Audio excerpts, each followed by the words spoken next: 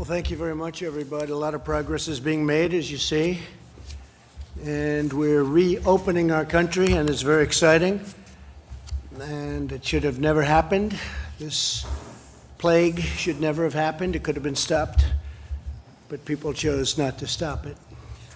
And it's a very sad thing for the world, 184 countries at least.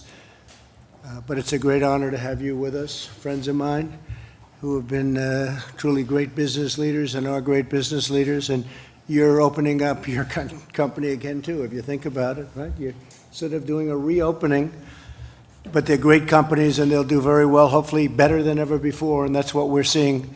We're seeing tremendous pent-up demand, and it's a beautiful thing to see. So it's wonderful to have America industry leaders, and that's what you are, true leaders, to the White House. You've been here before, all of you, and we've talked about it in different times.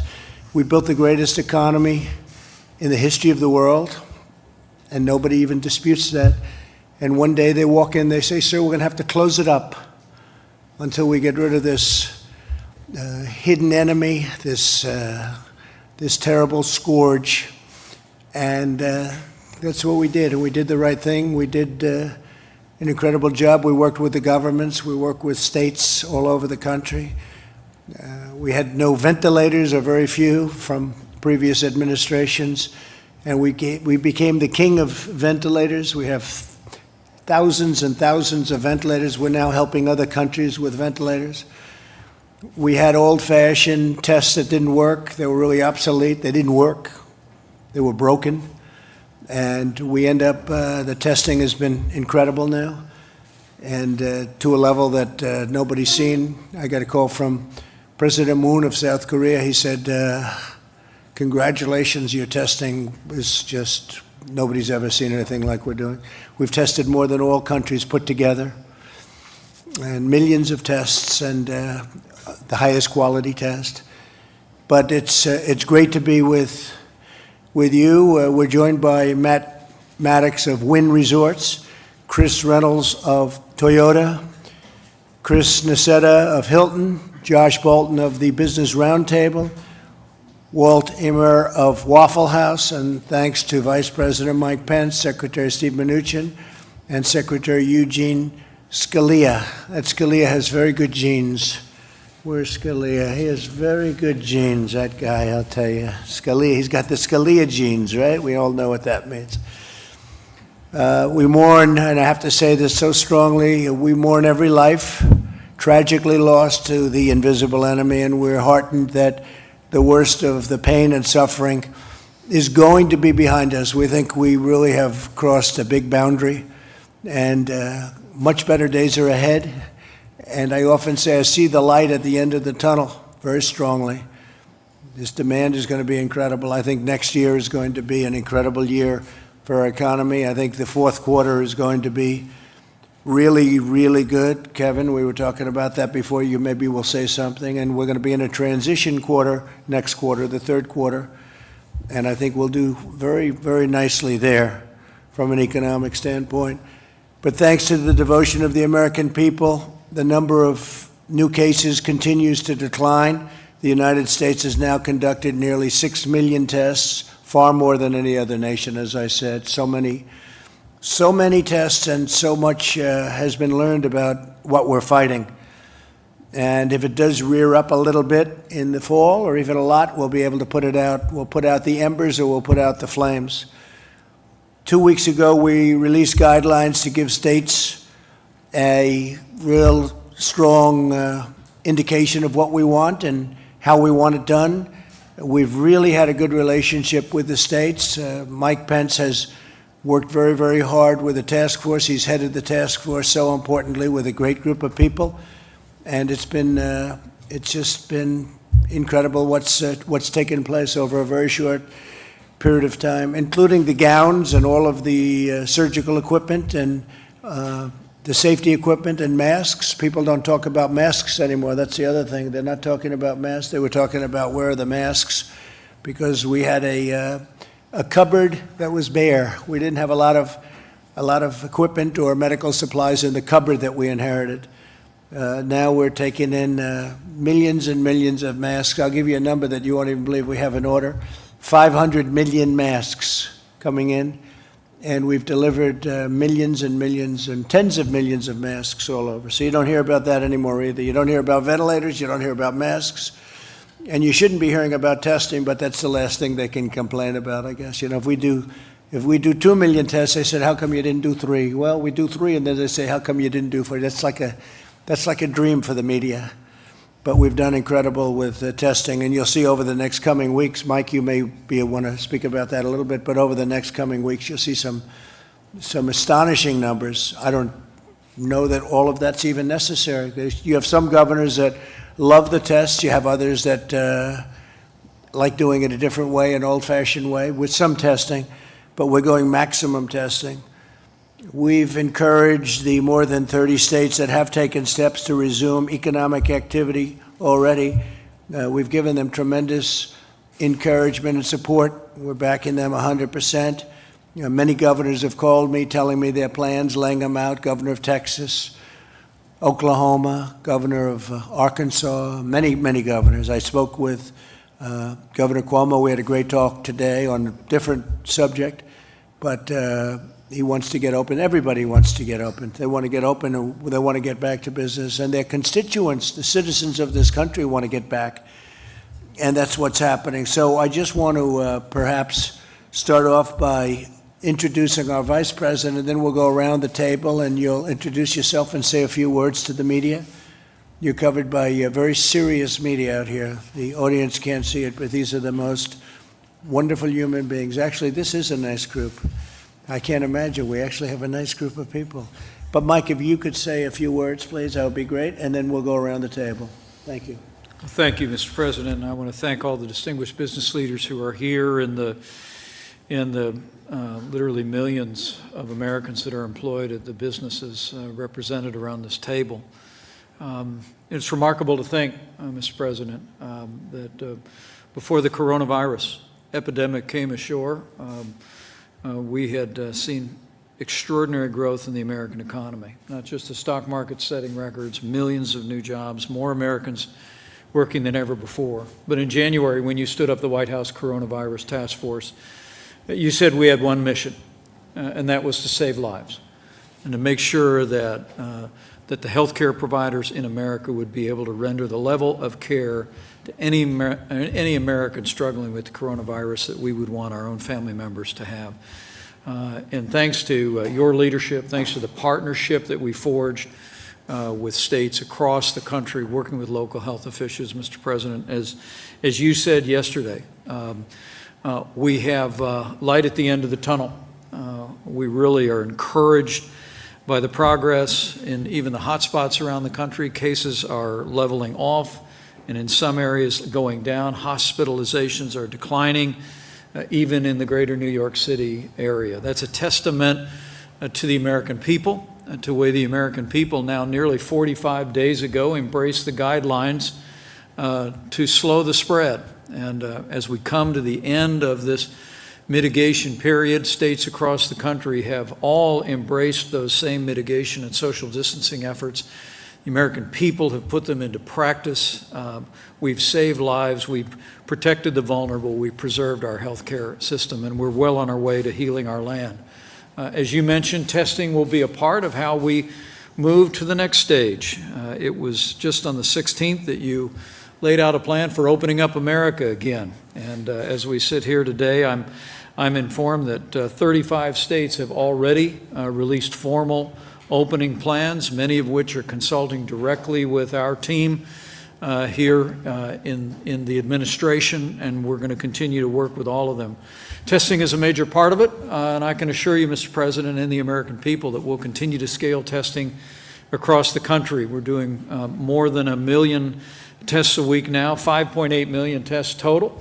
We expect by next month very quickly to be at a capacity to do more than 2 million tests a week. We laid out our blueprint for testing, and as I heard again today on a conference call with America's governors in agricultural states, there's great enthusiasm for the blueprint for testing that you unveiled earlier this week, and we'll be surging supplies and resources and reagents into the states to support that increased testing. But we know that ultimately we've got to find a way to help America get back to work, and having the opportunity to hear from these business leaders about best practices that businesses are considering, whether they be restaurants like Waffle House or major corporations and hotels. We welcome that. We look forward to partnering with you, as the President said. America works when America is working, and we're absolutely committed, as soon as it is safe and responsible to do so, to partner with governors across the country, partner with businesses across the country, and open up America again. So thank you, Mr. President. Thank you very much, Mike. And just before we go around, Puritan Medical Supplies, a wonderful company, will produce 40 million additional swabs per month starting in May. They've opened up a very big process, and that was funding authorized by the Defense Production Act. So that'll help the states. And again, we're there to help the states. A lot of states can buy their own swabs. It's not that big a deal, but we're here to help them. We want them to be successful. We had, as you know, the governor of Louisiana in today, and we told that story, which has been a really great story. And we had the governor of Florida in yesterday, and that was a great story. These were just incredible what's been happening. So maybe we'll start with my left, and Chris, you want to take it and tell them about you? I know a lot about your company, but maybe a lot of people don't. Tell them the story. Indeed you do. Thank you, first of all, for inviting me back to the White House. I was thinking on the way down here today, I'm based in Washington, and I was here about 6 weeks ago.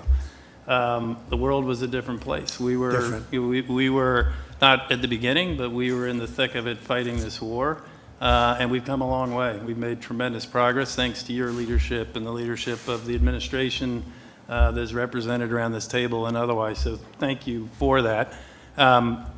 We are very supportive as an industry and certainly as a company on reopening America. We think it's critical that that happen. The guidelines that you and the administration have outlined, we are incredibly supportive of opening in a safe and healthy way, which you and Vice President Pence just described. We have been trying at Hilton and as an industry to be part of the solution throughout. So in the middle of the crux of the crisis, when first responders were unable to get housing, even though our industry and our company has its share of problems, we provided with American Express 1 million rooms free of charge to first responders. Those rooms are still being provided to first responders as they fight the war.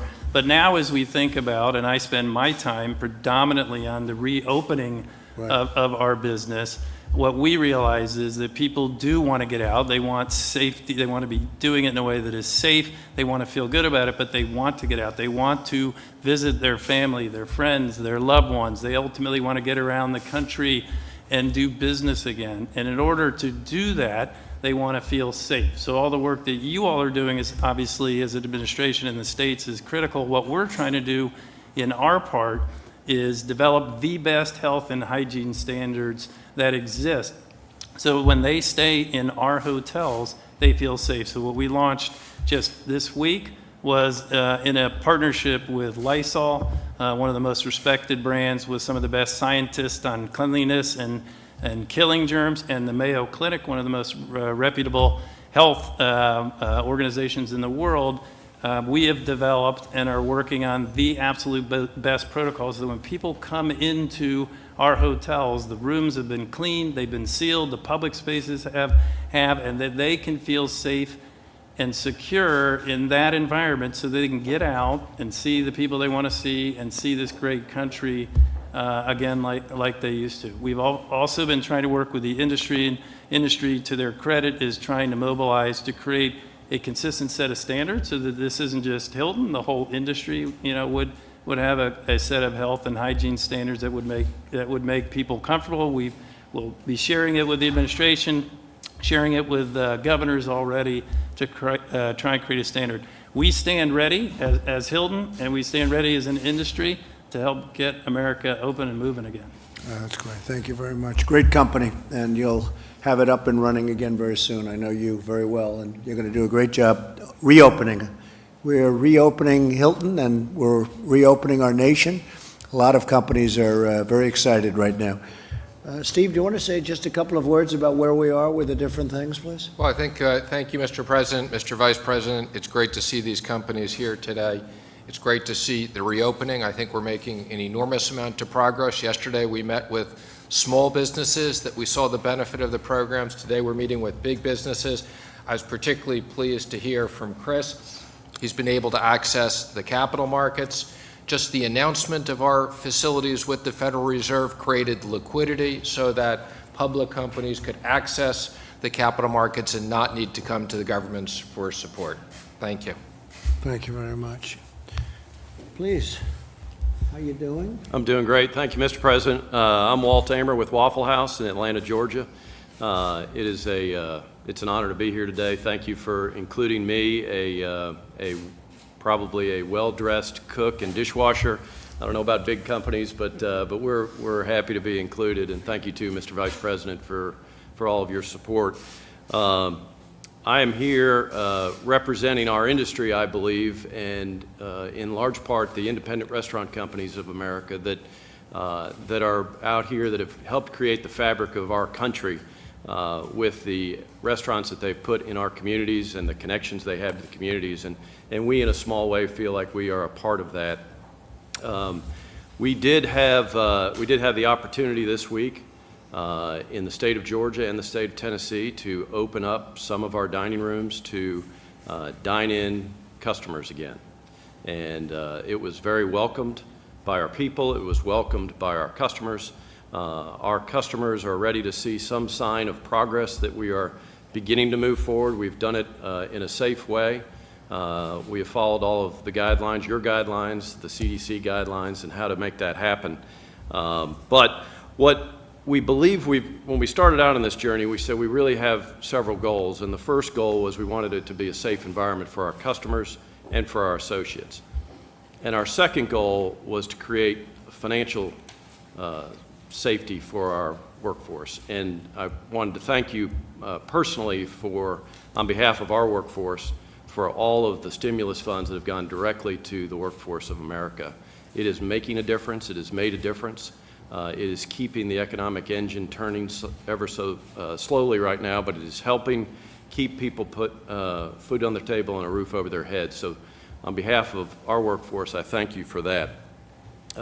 As we got into this, we felt like we needed to make a lot of adjustments coming in. One of the great things about a restaurant and the entire restaurant community, the restaurants are the second largest private employer in the country. And there is 1 million restaurants out there, and probably no other industry has been hit as hard from a revenue standpoint or a layoff and furlough standpoint. But restaurants, if you think about it. What's number one? What's number one? Healthcare is my understanding. Really? Good. Yeah, private employers. I assume you guys are number one overall. But so, you know, restaurants have a unique opportunity to help lead us out of this. And the reason for that, in my opinion, is that we have been practicing safe food handling for years. The safety of our guests has always been paramount. So what we have done is we've taken a workforce that is trained to do that and added more sanitation practices to it, more touch points, more social distancing as you have prescribed and the CDC has prescribed. And we have basically turned our restaurants into the ability pretty much at half capacity to seat guests in our restaurant. And it's given us an opportunity to get the wheels of the economy, our engine turning a little bit, because the next thing we want to make sure is we protect the jobs for the people that work for us and the people in our industry. So we're very appreciative. I did want to say that ever since my daughter was young, she every time she saw the WH on the TV screen, she thought that stood for Waffle House. So I don't know if you have the trademark for the WH or we do, but we could probably work something out if I wore my WH tie for you today. This one was here first. I know that. Well, good. we might have to talk then. So, but thank you for including us, and on behalf of all the restaurant operators out there in the country, we appreciate this opportunity to begin the journey to move forward. And thank you very much, Walt. We appreciate it. Chris Reynolds. Chris of Toyota. Yes, Mr. President. Thank you first for inviting us. Thank you, Mr. Vice President, and giving us an opportunity to share how Toyota is working within the American automotive industry to return to work safely, to reopen America safely. We announced on March 18 that we were suspending production due to the awful scourge of the coronavirus. On March 19, we started to plan to reopen. We started right away. And just to give you some quick background on Toyota, we've been here in the U.S. for over 60 years, 1,500 dealers, 1.2 million units of cars and trucks manufactured last year, 475,000 people employed, including a great number in the state of Indiana, from where our Vice President is from. Going to the next slide, we, with that as background, really are trying to apply three fundamental principles to how we're going to return to work. Principle number one is we need to stay connected with our team members. So every week we conduct phone surveys with all 32,000 of our factory workers, asking them how are they feeling, what's their health, what's their family's well-being, what's their confidence level in returning to work.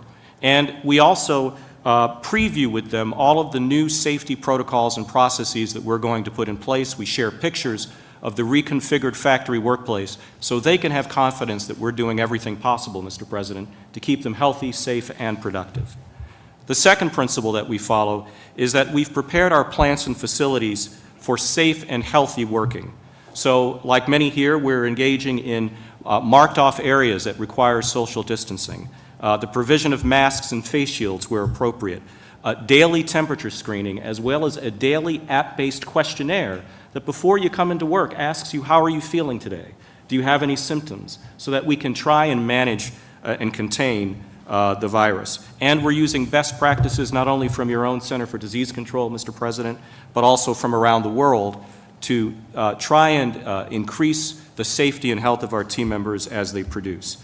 And then the third principle is we're not date-driven, we're data-driven. So our current plan is to open on May 11. It'll be a slow, gradual opening of our plants around the country, but we're flexible. Every plant will be different. We'll have staggered shifts. We'll do many other things to comply with the Centers for Disease Control guidelines. And our goal is to prioritize team member and health. Mr. President, one final point. We all know that our team members live in communities. It's not just the workforce that they're in communities.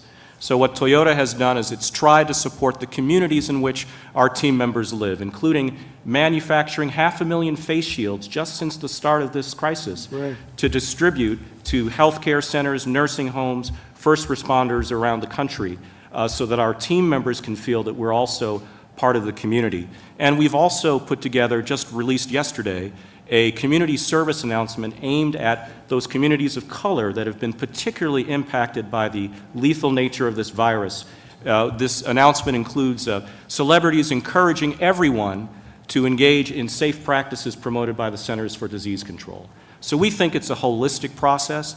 We think it's also a process that requires commitment, and thank you for the commitment that your administration has demonstrated. We're going to get through this as a family, Mr. President. Thank you. So, Chris, what's Toyota doing in Japan? Are they open? Are they semi-open? What's happening in Japan? Mr. President, in Japan, the situation varies prefecture by prefecture. It depends on the plant. Some facilities are operating, some are not, and that's really a function of both the situation on the ground in a given prefecture like our state, or it's a function of demand. So it varies, sir. Well, great job. You're going to have a great Olympics next year, too, by the way. Thank you, Mr. President. Really great Olympics. Thank you very much. Matt Maddox, please. Wynn Resorts. Hi, yes. Thank you, Mr. President. First, I'd like to echo what you're saying about testing and testing capacity. We have seen a real expansion in testing capacity in Las Vegas, so much so that our university hospital is going from a couple hundred tests a day to 10,000 tests a day. They don't have enough people to test. So I signed a deal with them to allow all Wynn employees to get tests anytime for free, and they're going to set up on-site testing. So that's moving forward. We also, during this time, decided to pay all 15,000 of our employees, from housekeepers to head of sales. Right. And we did that because I thought that could help accelerate the economy. So as an example, we took our call center, and we've had our call center team up with the health district to become contact tracers. We tripled the amount of contact tracing ability on us for our state to get that moving. Great. And we published a 23-page plan for the whole world to see. 10 days ago that lays out exactly what we think a strip opening would look like. We have thermal cameras at our entrances. We have company-supplied PPE. We have just about every UV technology that you can think of for disinfectant.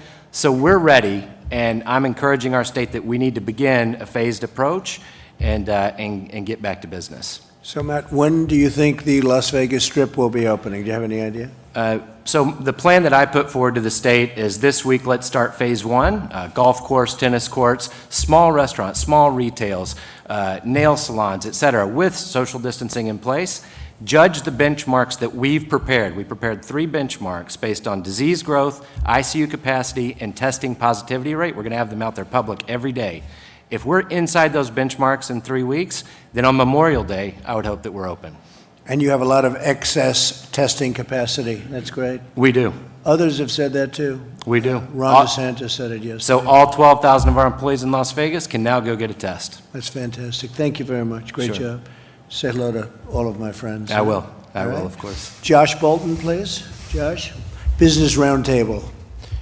Mr. President. And does a great job at the Business Roundtable. Thank you, Josh. Thank you, Mr. President. Thanks for this opportunity. I'm Josh Bolton. I'm CEO of the Business Roundtable, an organization of nearly 200 of America's leading CEOs who collectively employ over 15 million people. Every sector of the economy is represented in our organization, so we have an opportunity to get a view of the big picture. And Mr. President, we don't need to tell you that right now the big picture is very challenging. We're facing the largest economic crisis certainly in our lifetimes, and all of our members are keenly aware of that. We think now is the moment that it's critical that the country start getting back to business as rapidly as possible, not just for the health of the economy, but for the health and well-being of all of our citizens in our country. Successful reopening will depend, as the other panelists have said, on a lot of different elements, and if I may, I'd like to highlight 3. Top of the list is safety first.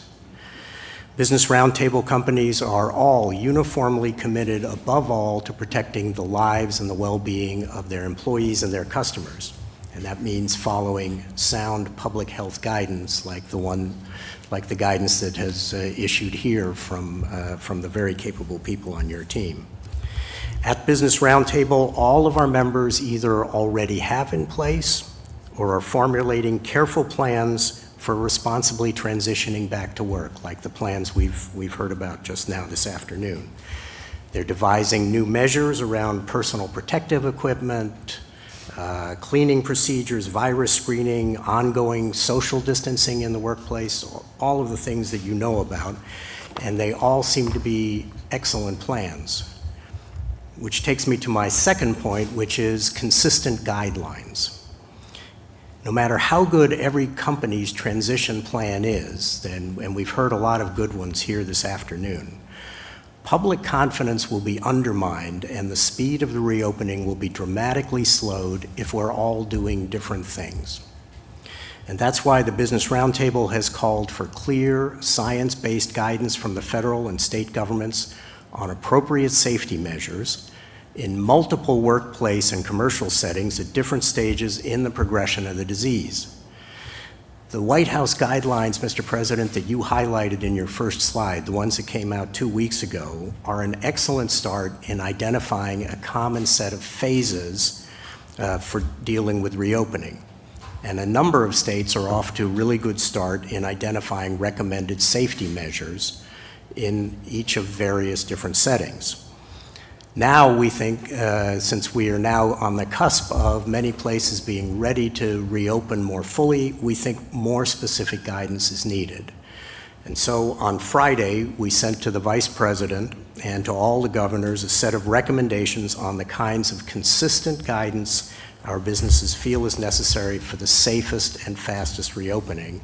And we're grateful for the chance to engage with the Vice President's team and all of your task force on those issues. And I should say, Mr. Vice President, that everybody in your administration, despite the heavy burdens on them, has been very receptive to taking advice from the business community, and we're very grateful for that. Final point. ample testing and monitoring. The only thing worse than an unnecessarily slow recovery is a reversed recovery. So to avoid serious setbacks, as our businesses reopen, we need to stay vigilant, identifying rapidly and isolating new COVID cases and carefully tracking the spread of the disease, as I know your team is working very hard on. The robust testing and other forms of monitoring are the keys to the vigilance, and they'll also teach us what's working and what's not working and allow us to make adjustments. It'll take a while for our economy to return to normal, but the traditional American virtues of vigilance, adaptation, and innovation, we are confident will see us through and get us to the other side of this crisis as safely and rapidly as possible. Thank you, Mr. President, for this opportunity. Thank you very much, Josh. That's great. The numbers, when you look at the stock market today, the enthusiasm is great. It's up very substantially, as you know. And I think people are seeing a very big year coming up next year, and I think they're seeing a very big fourth quarter. Larry, would you like to say, Larry Kudlow, a few words, please? Just a few words. Thanks to everybody, Mr. President, Mr. Vice President, and all the business folks, and my friend Stephen Mnuchin. This is a tough one. I've been around a while. This is a tough one, and the contraction's going to go on for a bit. But I like what I hear around the table, and I agree with the President. We will see a growing, recovering economy by summertime and the back end of the year, and it's going to extend into 2021. That's what I think is going to happen, and I think the stock market is signaling some of that. I wanted to buck it over to my dear friend and colleague, Kevin Hassett. He gave it to me over in the Oval yesterday. I want to send it over to him today, but I appreciate it, Mr. President. Thank you, sir. Thank you, Larry. And Mr. President, Mr. Vice President, I think when I first came back in early March, that it was clear that you had a first objective with respect to the economy of building a bridge to the next shore, the other shore, when we could restart the economy.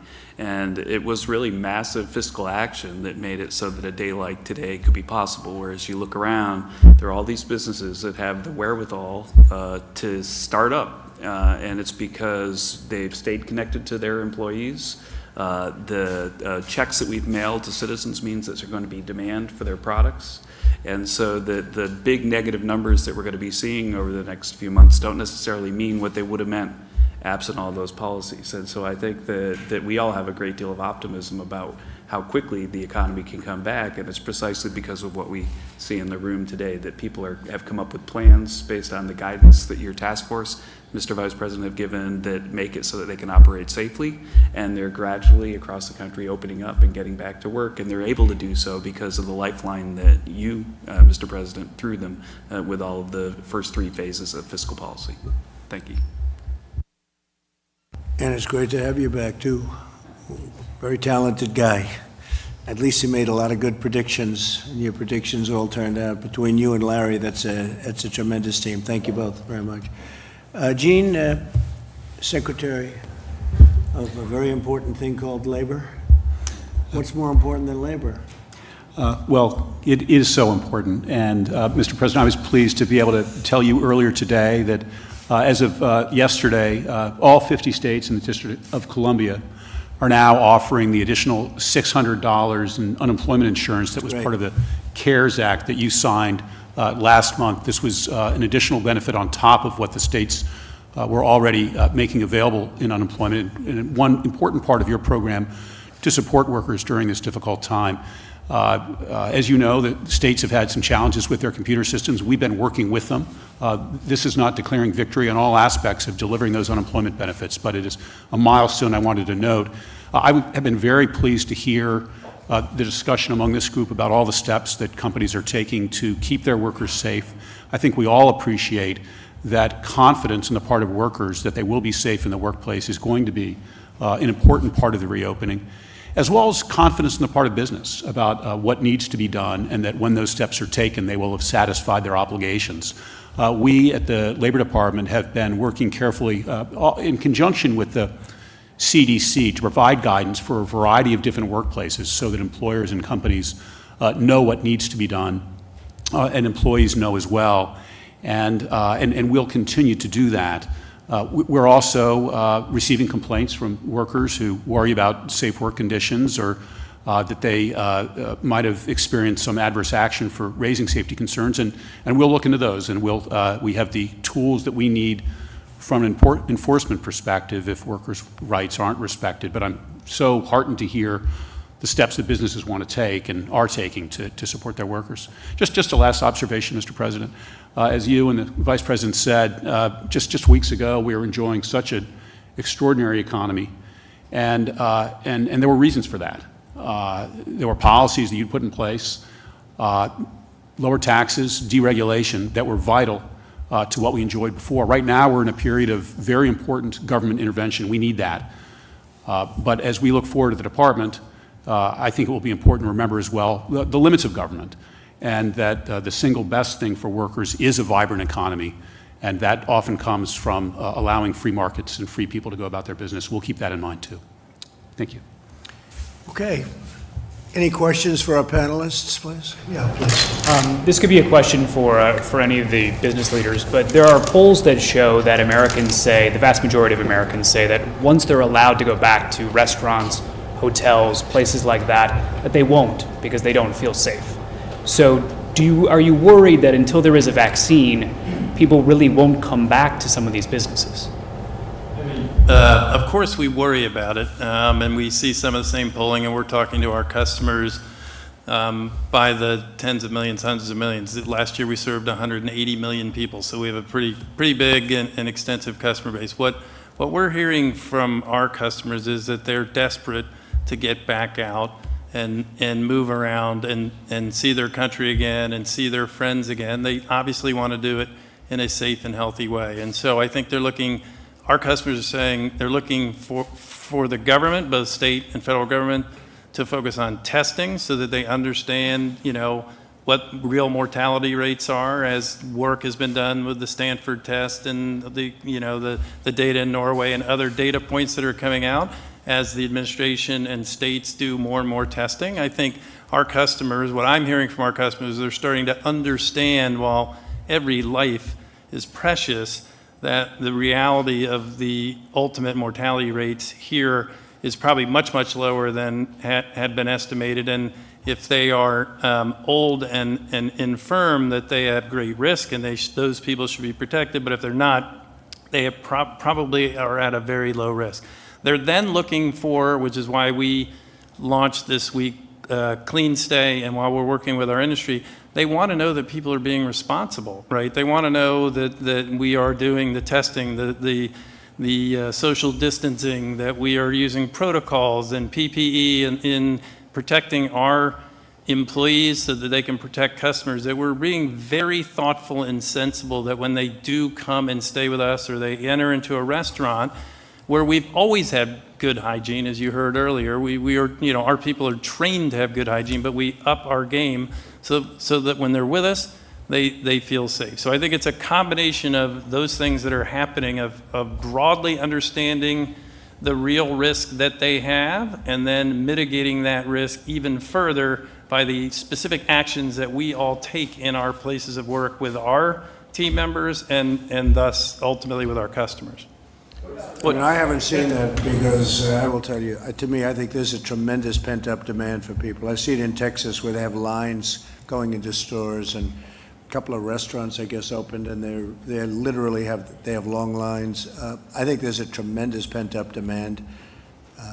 I've been at the White House now for many months, and I'd like to get out. As much as I love this is the most beautiful house in the world, in my opinion. But I think there's just a great demand to get out and get our country going again, and that includes going to restaurants and hotels. And I think you're going to find, Chris, that you're going to do a lot of business that you're not even thinking about. I'm seeing it, I feel it, and I've felt a lot of things over the years, including, I think I can win for president, and frankly, I really feel that next year is going to be a very good year economically. We're going to be back in business. So we'll have to see. I mean, only time will tell, but there's a lot of good feelings and a lot of good decisions have been made by a lot of very talented people. So I'm feeling very much that it's going to be very successful. For you, Mr. President, do you want the FDA to issue an emergency use authorization for remdesivir? Well, it's a big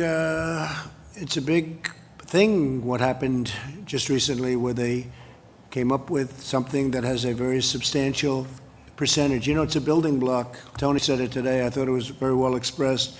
He said that's a building block. That means it's a very substantial chunk of a step. And that's a building block to the ultimate step. That's a big building block when you hear, I guess, 31%. So it was very good. Yeah, I want them to go as quickly as they can. Stephen Hahn, Dr. Hahn, has been incredible at the FDA. He's getting things done at record time. There's never been anything like it. And yeah, we want it. We want everything to be safe, but we would like to see very quick approvals, especially with things that work. Thank you. Mr. President, Mr. Bolton and others suggested that they'd like to see federal guidelines for some of these companies, explicit federal guidelines for some of these companies and factories opening back up. So far, you've given a lot of discretion to companies and states, but is that somewhere where you'd be willing to step in and do more? Well, we will step in if we see something wrong. We have given discretion to the governors. I've become very well acquainted with the governors. You have some very talented governors, frankly, and probably some that are a little bit less talented. That's okay, but it's a very talented group of people. And they're working with us. We're helping them, whether it's ventilators or swabs that they can't get, we're there. And we've taken in billions and billions of dollars worth of equipment and distributed to the states. And, you know, you've heard the calls, and we have no problems. We're doing really well, and we're backing them up. But we want the governors to call those shots. If we see something that we don't like or that's bad or that's unsafe, we'll stop it immediately, okay? What might the new normal look like 2-3 years from now? Say restaurant workers, hotel workers, might they be required to wear masks, that sort of thing? What would the new normal look like? No, I don't see that. I see the new normal being what it was 3 months ago. I think we want to go back to where it was. I mean, when I look at a baseball game, I want to see people right next to each other. I don't want to see 4 seats in between every person so that the stadium becomes 25% of its original size. No, I want to see the NFL with a packed house. I don't want to see NFL with 3 seats in between people. No, I want to go back to where it was. That's where we're going to be. Look, this thing will pass. And when it passes, that'll be a great achievement. And we've done a very good job. It's far too many people, needlessly, because it could have been stopped at the point of origin. And somehow we weren't helped by whether it's World Health Organization or China, whoever. We weren't, they didn't do what should have been done. It's very sad, actually, for the whole world. It's a very sad thing. It's a very, very sad event. It's a war against the invisible enemy, and we're now on the other side, and I think what I want to see is I want to see where it was. And I think we have a chance to have an incredible year next year. Now, not if somebody's going to come in like our opponents and raise taxes all over the place. They want to raise taxes. That will kill something very fast. We have something that's very special.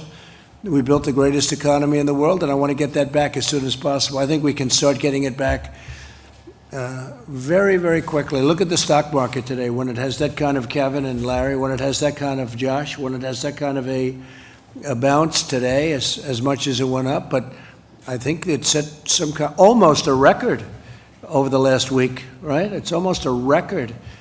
And this is in the midst of something. Now, we're not in the midst. They feel we're at the other side of it, or you wouldn't be seeing numbers like this. But so we're at 24,000, maybe even a little above 24,000, and we were at 29,000. We never broke 30 on the Dow. So that's tremendous. But what it really does, you have a lot of very smart people. That means that they're looking to the future, number one. And I look at it as jobs. I also look at it as sort of guidance. It's a guidance in a sense. It's the stock market. Who would think you could have a stock market at 24,000 after we've gone through the worst pandemic since 1917? That's over 100 years. You know, it's the worst since 1917. So I think that's a great indicator. There are a lot of very smart people that understand that world very well, and they have a lot of confidence in it. And that's some of the companies that we hear, public companies, but it means jobs. It also means not only guidance, it means some people, and I know some great investors, people really have a lot of confidence in what's going forward. And that's what I see, and that's where I want it to be, okay? Mr. President? Yes, ma'am. Are you open to making a deal with the Postal Service that would allow it to borrow from Treasury without raising its shipping rates, its package rates? Well, you have to raise the rates on packages because they're losing a fortune on packages. They're losing anywhere from $2 to $3 or $4 a package every time they deliver, so it's not fair. And it's not fair to the people that work at the Postal Service. You have some of these companies, the internet retail, you look at that, and they drop millions of packages on the post office. The post office delivers a package, and every time they deliver a package, they lose from $2 to $5 a package. And what kind of a business is that? And you could never replicate the post office. The post office is massive, but they've got places in little sections of our country that no company could ever go to, that took hundreds of years to build the post office. And when you look at the size of it and you compare it to companies, it's much bigger than companies. I mean, much, much bigger. There's no company that's the size of that. No, we want to stabilize the post office, and the way you do that is these companies are going to have to pay more, not the people. We're not looking for the people to pay. The companies are going to have to pay a percentage of that loss. You can't do that. The government shouldn't have to do it. I think the post office could, wouldn't it be great if it could, after so many decades, break even? But we're making a lot of people rich and a lot of companies rich by subsidizing these companies. On top of that, they don't pay the same taxes as a retail store. It's very unfair to the retailers. You look at these stores, the retail stores are being just clobbered, and there are so many disadvantages. But no, when we deliver a package at the post office, every package it delivers, they lose a lot of money. And that's not fair. Those companies should pay for it. Steve? The President, over a year ago, asked us to chair a postal task force to look at restructuring. A year ago, we didn't have any Board of Governors. We now have a Board of Governors that's overseeing it. They're conducting a search. We look forward to hearing the results of the new postmaster, and we think this is a business, and the people at the post office will have a terrific opportunity. And we're protecting our post office, by the way, and we always will. But we want our post office to be successful. We don't want it to be a laughing stock and a stupidly run organization the way it's been for so many decades now. It's ridiculous. And then we make other people rich. We make other people rich because we're willing to deliver packages at a fraction of the cost, so other people gain by it. And by the way, and you're hurting a lot of other people because you're hurting retailers. You look at stores where the stores they have to pay rent and taxes and all sorts of things that these companies don't have to pay. So it's not a fair situation. We want to take care of our taxpayers, and we want to take care of, very, very importantly, the people that work at the post office. Yes, please. Mr. President, if there is another round of aid for the states and communities, are you going to try to restrict that aid from going to sanctuary cities and states? I don't think you should have sanctuary cities if they get that kind of aid. You know, if you're going to get aid to the cities and states for the kind of numbers you're talking about, billions of dollars, I don't think you should have sanctuary cities. And by the way, the people that have sanctuary cities, they don't like it. I think politicians like it a lot more. I go to California, I go to lots of different places, and I have people with a very liberal bent saying they don't like sanctuary cities. They don't want criminals to be in sanctuary. They want security. They want safety, and you know they want borders too. They don't want people pouring across into our country. And you know, I was there a long time ago. The wall is up to 175 miles built now, and the numbers are incredibly good because all of that 175 miles, nobody comes through. Nobody even comes close to coming through, unless you have a climber of Mount Everest. But even they don't. It's not even easy for them, Josh. So it's been good. But very important for you, we want our farmers to be able to get the help, and we work it so it's actually easier for them to get in. You know, they've been taking some people that they've had for years and years that come with the crops and everything else, and that really have been great for the farmers. And we want that to continue and actually continue at an easier pace. We're working it so it comes in, so that kind of help can come in even easier, which I think you have to tell your people. Could I just follow up and Yes, ask explicitly, will you seek to prevent the next round of aid from going to sanctuary states and cities? Well, number one, we shouldn't have to pay anything anyway, because all they do is make it very hard for law enforcement. So that's number one. But I think in the bigger picture, I don't see helping cities and states if they're going to be sanctuary, because all sanctuary means to me is it's protecting a lot of criminals and others, many people, but there are criminals. And, you know, you write about it all the time. I see stories every day where somebody's being totally protected. ICE can't get to them. Law enforcement can't get to them. You look at law enforcement hates sanctuary cities.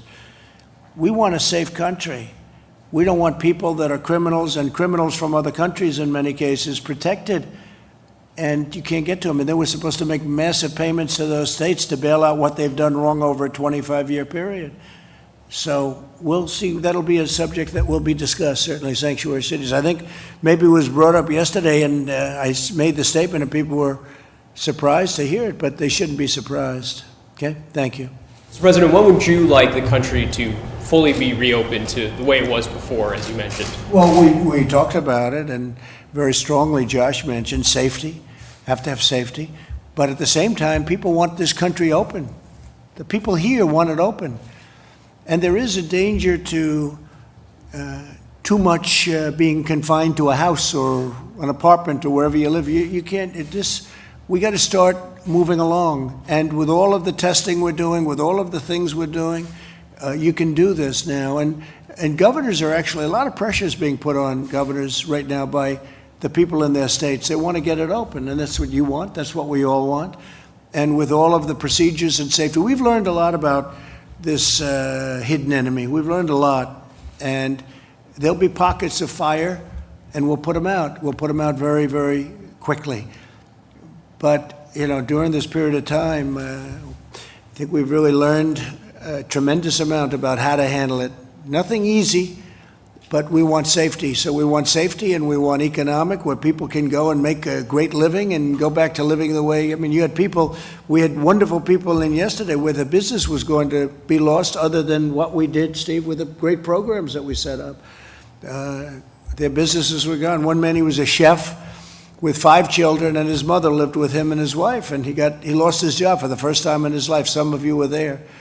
And you had others that were equally so. It's pretty amazing. I thought it was pretty amazing display of what we've done to help a lot of people. And you have millions of people like that, millions that have been helped where they wouldn't have a job right now, and where the small business would have closed. Now, these are big businesses, but the small businesses would have closed. And I think it's great when WIN, which is a terrific group of people, but when Matt says that, we're supporting all of the people, I know what that is. That's a big, you practically a full staff and you have no income. That's a big thing. That's a great thing. I hope you're rewarded for that. Thank you. Thank you very much. That's a tremendous thing. Is there a target date? Well, yeah, its target date is as soon as possible. Some states are already open. I mean, they're opening up rapidly. We have a number of them opening up on Monday. We have a number of them opening up sooner than that, as you know, or at least partially opening. Some of them even even with a very strong bent toward opening, they're opening up where they'll open a certain amount here, restaurants at 25%, then going to 50%, then ultimately we want to be back to where we're 100%. We don't want. I had one restaurant owner come up to me and said, "Sir, I'm going to be opening up, but if I distance too much, I have 50% of the restaurant I had." I said, "And you'll also have a worse atmosphere." We want to be back where we can we want it to be the way it was, because the way it was is the right way. We can't have somebody with a half a restaurant. You understand? He had 175 seats, now he's got half.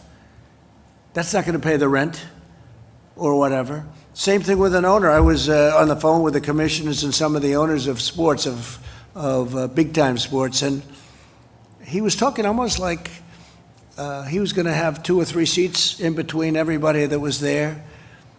And I said, you know, you're not going to have to do that for that long. You know, you're going to be back.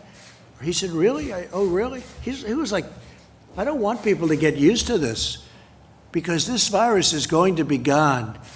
And when it's gone, you want to get back to normal. You're not going to have a stadium that's 30% the size of what it was 3 months ago. If I watch Alabama play LSU, I don't want to see 20,000 people instead of 120,000 people. We want it to be the way it was. Now, we've got to wait till it's gone, and it will be gone, and we've done a lot to get rid of it. But we want to open our country. The people want this country open. So this 100% scenario you're laying out, going back to the way it was, is that before the vaccine or after the vaccine? So a lot of progress is being made on a vaccine, but you never know, right? You never know. You know, with SARS, they didn't come up with a vaccine, and sometimes they don't, and sometimes they do. I will say this, I don't think there was the same effort, because a lot of people don't know what SARS is, and some people do. But they do come up with vaccines. I mean, you look at what's happened as an example with Ebola, with AIDS, with others that have been so incredibly successfully, if not eradicated, certainly it's been incredible what some, you know, with what these people that I'm dealing with right now, like Gilead today, with, you know, what they came up with as an example, that's far ahead of schedule. So we're looking for vaccines, we're looking for therapeutics also. I mean, I think therapeutics right now, I'd rather, if you gave me both, I'd rather have the therapy, because that, you know, makes people better right now, whether it's helping them along or makes them better almost instantly. We have to see. But there's tremendous work on therapeutics going on, and I think we're having some good results. One of them was Gilead today. 100% the full restaurants, the stadiums, theoretically could come before the vaccine. No, I'm not relying on that. I hope that's going to happen. Johnson & Johnson, Oxford, you know, you hear a lot of very good stories. I'm hearing them really firsthand, good stories, very promising, but they have to test it. You know, maybe it's not safe. Maybe it eradicates it, but it's not safe. And, you know, they have to do testing with vaccines, whereas the therapeutics, it goes a lot quicker in terms of the process. No, if you don't have a vaccine, if the virus is gone, we're like we were before. But having a vaccine would be a great thing. And I think we're going to get there in this case, just based on what I know, but we'll see what happens. Look, the Gilead research has been, I mean, that's gone so fast. That's gone at a level of speed that nobody's ever seen before. And that's a stepping stone. So I think they're doing very well. But no, I want to get back with or without, but I want, you know, obviously we have to wait till it's gone. It will be gone. And we want to be back to where we were, yes. Without a vaccine, sir, why do you think the virus will just be gone? It's going to go. It's going to leave. It's going to be gone. It's going to be eradicated. It might take longer. It might be in smaller sections. It won't be what we had. And we also learned a lot. Again, if you have a flare-up in a certain area, if you have I call them burning embers, boom, we put it out. We know how to put it out now, but we put it out. And now we're equipped. Now we have more ventilators than anyone thought was possible. I mean, we're doing a tremendous service for the world right now. We're giving ventilators. You know, we're making hundreds of thousands of ventilators in, I believe, 9 different plants that made other products, in some cases cars, in some places other things. These companies, General Motors and Ford in another way, and GE, so many companies, Honeywell, they've stepped up. 3M has been terrific. They've stepped up like nobody's ever seen before. And the job they're doing is great. And I'll tell you, I think the job that they're doing on vaccines and on therapeutics has been great too. We'll see. I mean, we'll let you know about that in a little while. Please.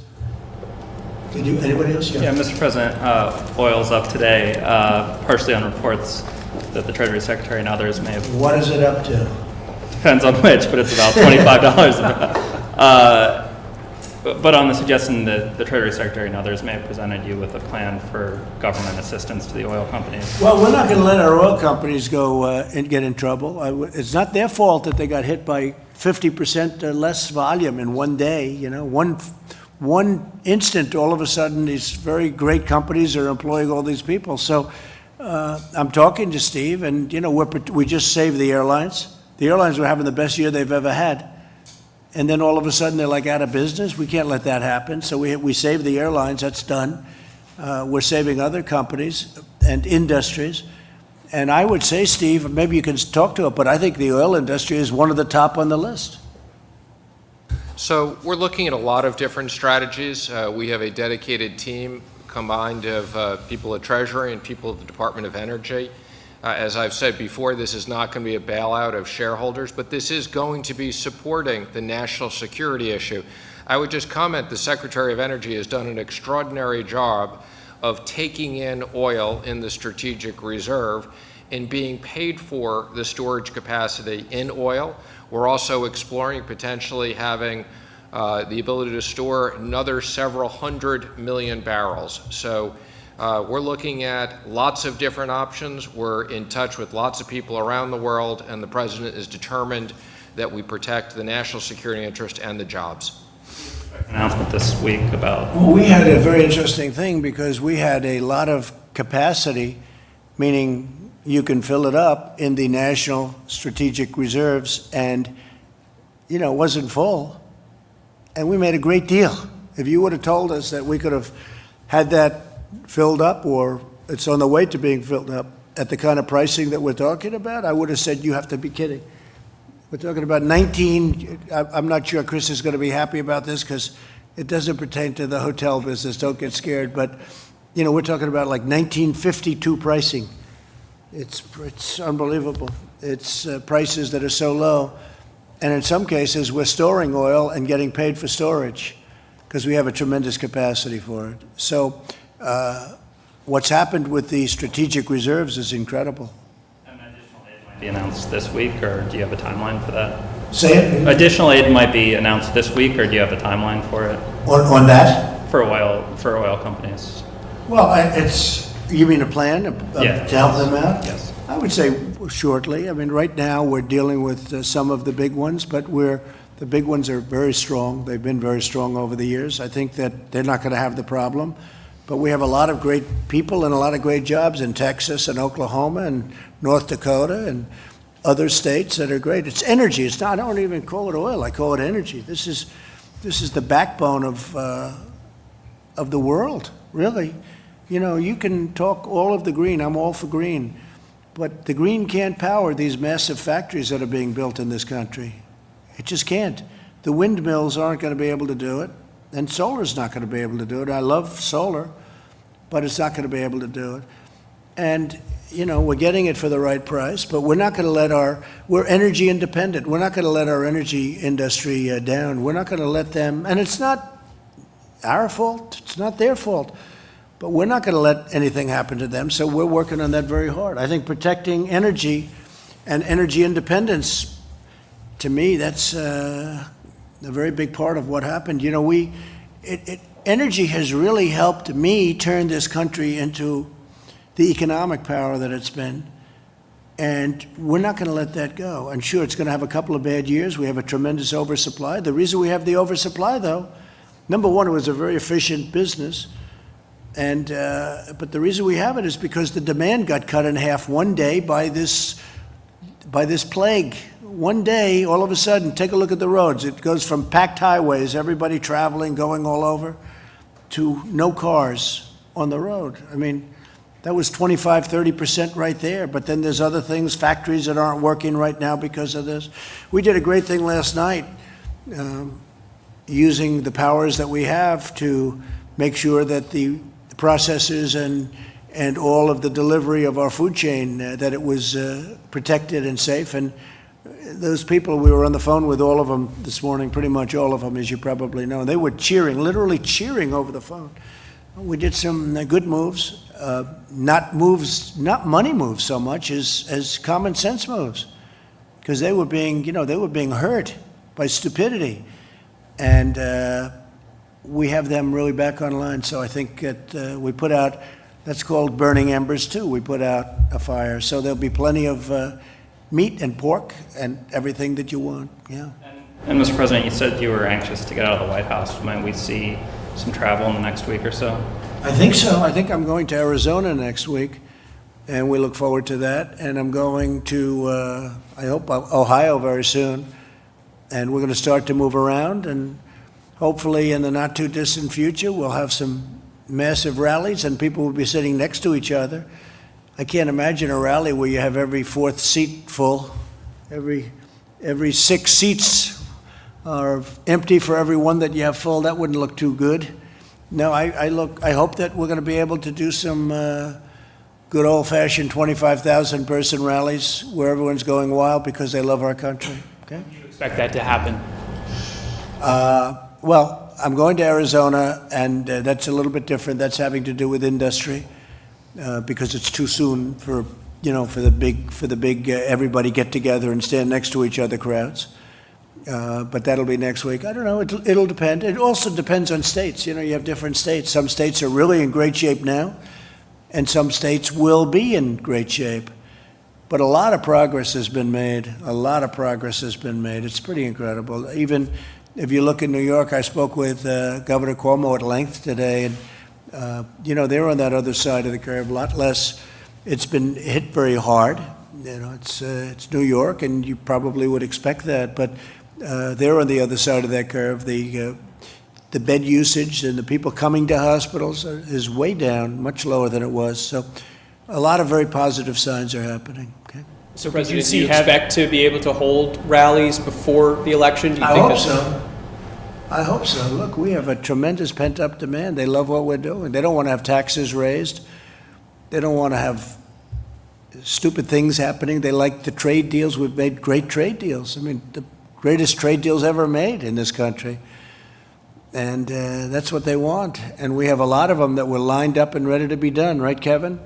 We have deals that were lined up with countries ready to be done that were so good for our country, so good for our workers.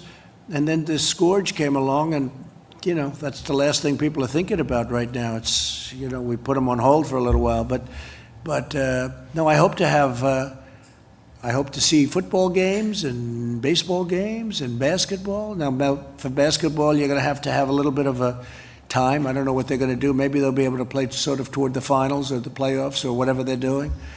I saw baseball's doing something very unusual. I don't know if I agree with that. I'd like to see the Yankees play at Yankee Stadium. I see they have some ideas for baseball that are very different. I guess I'm a traditionalist, but I think they'd be able to play at Yankee Stadium with obviously smaller crowds, and then the crowds would start to build as things get to be a little bit better. But no, I think you're going to see some big things happening. And again, this is going away. This is going away. I think we're going to come up with vaccines and all, but this is going away. And when it's gone, we're going to be doing a lot of things. And again, you have to look other areas. There are areas, we all look at New York, and we see New York and New Jersey and some of these very high-density places where they're doing a very good job. It's just, it's not easy. But you have areas that are really at a very low point and really I always say heading south quickly, and that's what we want. So we'll see how it all works out. I think it's working very good. How about one more? Anybody else? Just on that point of this going away, not to belabor the point, but isn't it going away because people are staying in their homes and people are not traveling, and once they come back out, there's no evidence that it would go away? Maybe that's it. And I cannot tell you how dedicated the people of this country have been in terms of that. Yeah, one thing, if you stay in your home, you're not catching it. If you stay in your place and you don't go out, and which is what people were doing, but they want to go out now. They want to get back, and they want to do what they have to do. And some of the facts are coming out, and we did all the right moves. I tell you, we wouldn't do. We were talking to Mike before. If we didn't do what we did, you would have had 1 million people die, maybe more, maybe 2 million people die. And if you think that we'd be at 65 or 70 or 60 or whatever the final number would be, 1 is too many. I always say it, 1 is far too many. This should have never been allowed to happen. should have been stopped a long time ago before it ever got here or to other countries. But if you really think about it, you could have had, I take a look at Elmhurst Hospital, or I take a look at some of these places that I know growing up in Queens, and I know Elmhurst Hospital, I know these places very well, like the back of my hand. And you'd see body bags lying all over the hallways and outside and going into refrigerated trucks. And multiply that number by 10 or 20, if we didn't do what we did, it wouldn't be acceptable. It wouldn't be sustainable. Nobody would have accepted that. It would have been a terrible thing. We've done it right. I can't believe how incredible the American people have been, because they went out and they really did this, Chris. You know, when you think they went out and they did what they had to do. You know, every once in a while a country like Sweden will be thrown out, or Brazil. Now Brazil's having a hard time because they're having a hard time. But Sweden, the people in Sweden, they're not running around and shaking hands and hugging and kissing each other. You know, the bars are closed and the people are staying in the house. The prime minister doesn't have to say in Sweden, stay in your house. The people stay there automatically. And, they're using that as an example. But they've been hit hard. But again, you call it automatic. I mean, it's automatic distancing, it's automatic protection. But places were closed, the bars were closed. You can't stand at the bars, you can't do certain things. What we did is a great tribute to this country. But if we lose 65,000 people, it's so crazy to say it, it's just so horrible.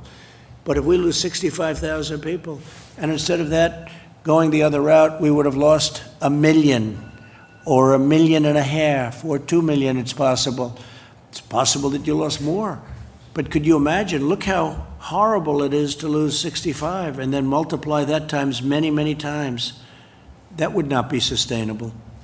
So I think with all of that, I want to just thank everybody, and I want to thank these business folks are just tremendously talented people. People have no idea how talented they are, the job they do, and we're getting our way back, I think, much faster than people think, and I think it's going to be a much more successful launch than anybody would have thought. I really think next year is going to be a tremendous year. And I think the fourth quarter is going to be, Larry, I think the fourth quarter is going to be fantastic. I can feel it. I feel great. Thank you. Yeah, I can feel the demand. It's going to be really fantastic. Thank you very much, everybody. Thank you.